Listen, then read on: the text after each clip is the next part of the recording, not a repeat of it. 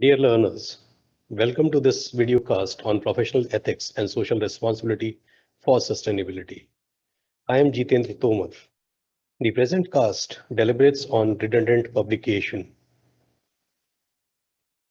At the end of this session, you will be able to describe the concept of redundant publication, understand the concept of salami slicing in research publications, explain selective reporting and misrepresentations in research, and identify and distinguish different techniques for redundant publication. Let us understand what redundant publication is. It is a concept of using the same intellectual material by the author to publish it multiple times. Redundant publication occurs when multiple papers are written without reference in the text and share the same text, data, or results. Simultaneous submissions and duplicate publications are considered unethical in scientific disciplines.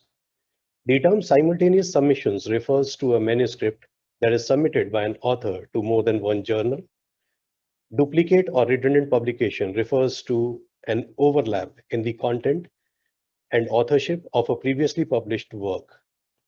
In this case, the contents of the duplicate published work might be nearly identical and have at least one common author.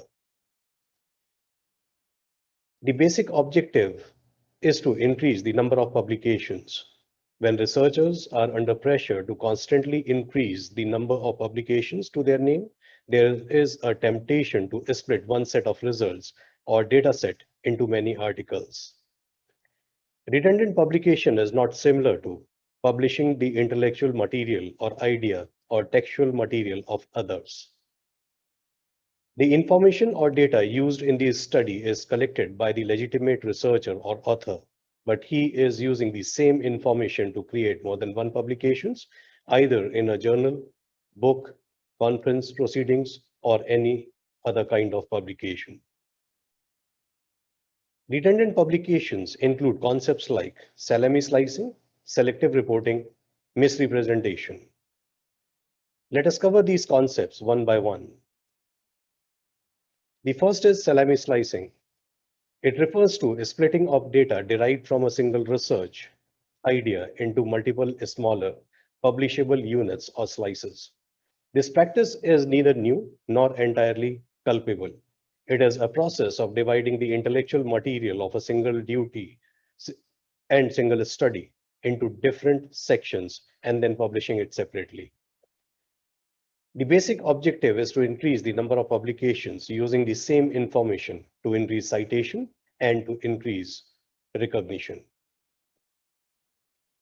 It is an unethical practice as a single complete study should have been published, whereas in salami slicing, same material is just divided and published to increase the number of publications.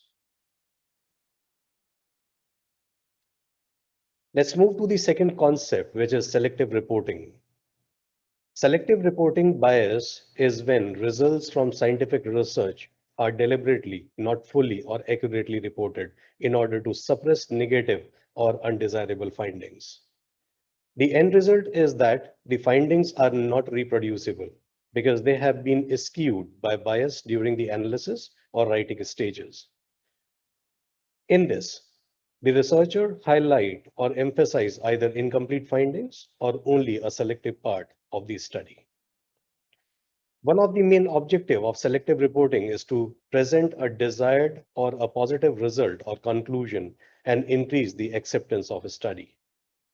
Selective reporting is also done to match the expectations or assumptions of industry or institution or author by only highlighting the selective or limited results that suffice it.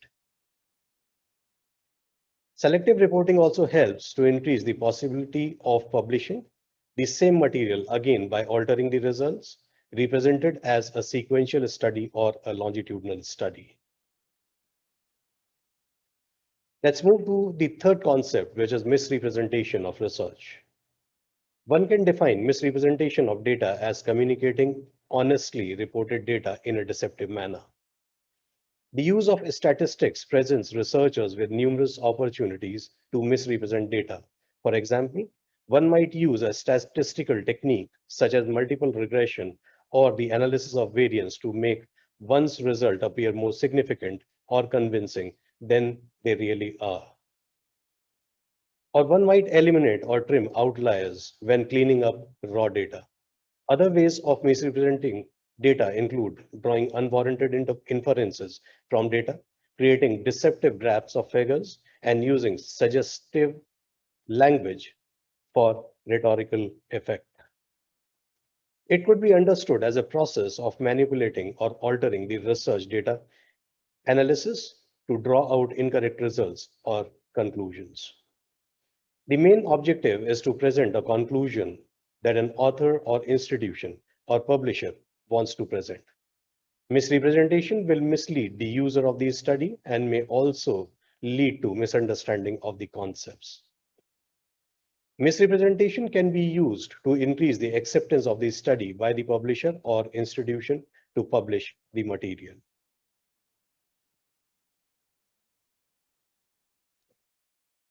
Let us also understand the significance of redundant publication.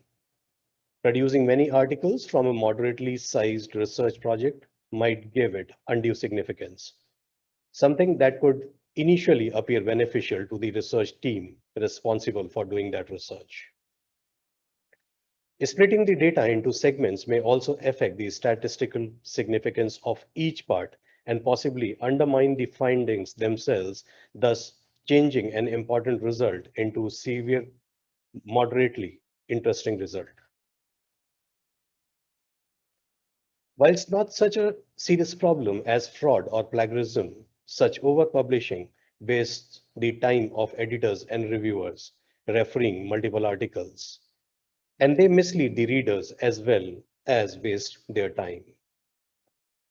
The redundant publication is sometimes supported by justifiable reasons for redundant publication. For example, wishing to reach different audiences, a desire for a longer discussion on one aspect of the results, restriction in the standard article word count when the research is being submitted for publication, and similar other reasons are always sought by the researchers. It is a very difficult to estimate the prevalence of redundant publication or redundancy, as the basic plagiarism checking tools will often not find it. Authors could decide to split their data into several articles rather than one, and their decision may be valid and reasonable. However, they should have a good reason for their decision and be prepared to declare it. If they are not prepared to do this, then unfortunately, it will be assumed that there was no good reason. This brings us to the end of discussion. In this session, we have discussed about concept of redundant publication that help to increase the number of publications using the same intellectual material, types of redundant publication, including salami slicing, selective reporting, and misrepresentation of research. And we have also seen the significance of redundant publication. I wish great success to all the learners attending this session in all their future endeavors. Thanks a lot for attending this session.